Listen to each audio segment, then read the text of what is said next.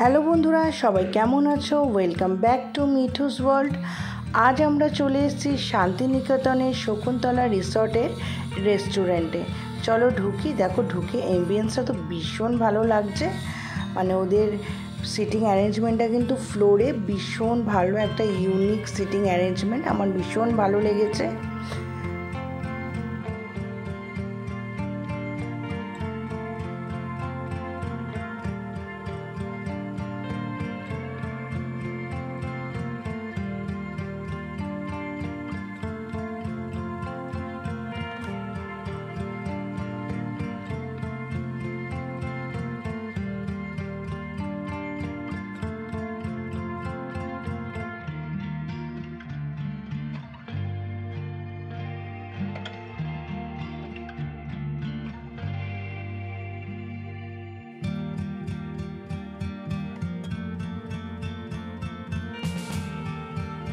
ওদের কিন্তু খাবার দাবার তোমার মাটির হাঁড়িতে সার্ভ করা হয়, আর খাবারটাও তোমার মাটির থালাতে, মাটির বাটিতে সার্ভ করা হয়, আর মাটির থালার মধ্যে একটা পদ্ম পাতা দিয়ে ওরা সার্ভ করে। তো চলো ওরা এই থালির মধ্যে কি কি দিচ্ছে সেটা আমি তোমাদেরকে দেখিয়ে দিই।